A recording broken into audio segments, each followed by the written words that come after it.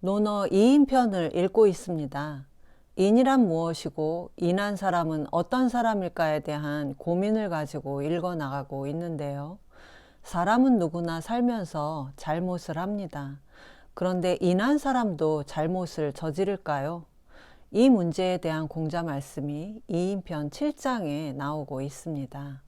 자왈, 인지과야, 각어, 기당, 관과 사지인의. 공자께서 말씀하셨다. 사람의 과실이란 각기 그 습벽을 따른다. 그 사람의 과실을 보면 곧 그 사람의 인함을 알 수 있다. 그런데 역대의 주석가들은 인한 사람이 잘못을 저지른다는 사실을 인정하기 어려워했습니다.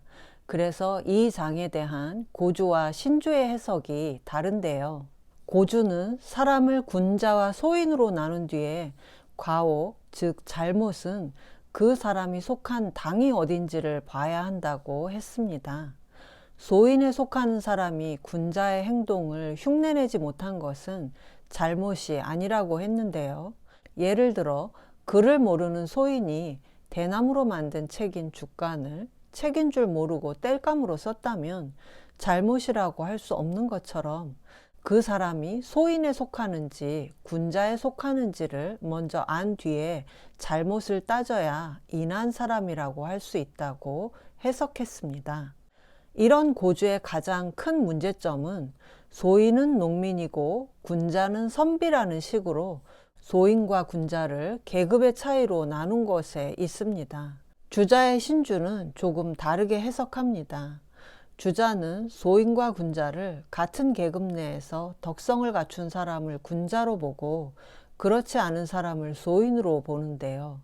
군자는 군자답게 인정이 후하고 사랑이 많아서 오류를 범하는 반면에 소인은 소인답게 인정이 없고 냉정해서 오류를 범한다고 봤습니다.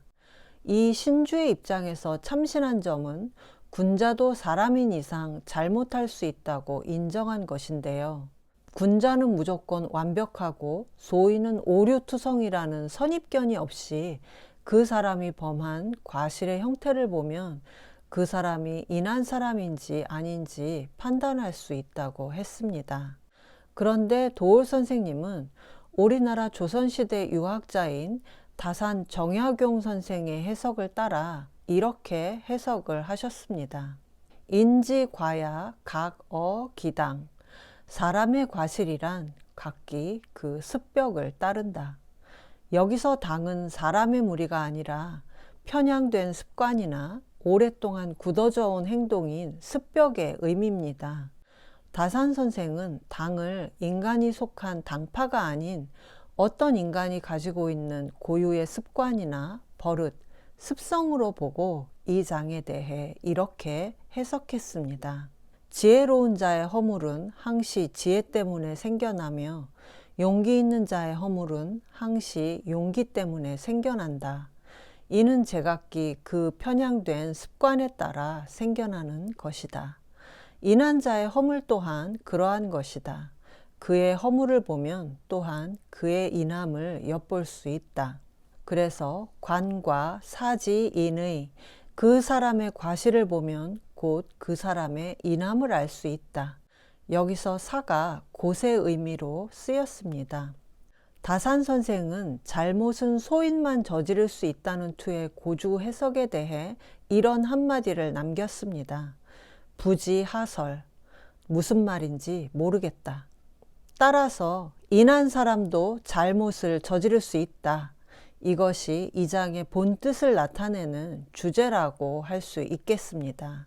인한 사람의 잘못과 불인한 사람의 잘못에는 커다란 차이가 있을 수밖에 없습니다.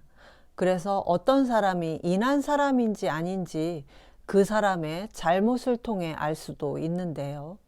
그러나 인한 사람은 비록 잘못을 저질렀어도 거기서 끝이 아니라 그 잘못을 고치려고 노력하는 사람입니다.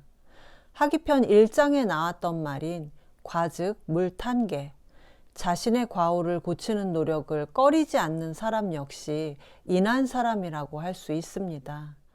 그 사람의 잘못을 보면 인한 사람인지 알 수 있다는 7장의 공자 말씀을 다시 한번 보겠습니다. 자왈 인지과야 각어 기당 관과 사지인의 공자께서 말씀하셨다. 사람의 과실이란 각기 그 습벽을 따른다.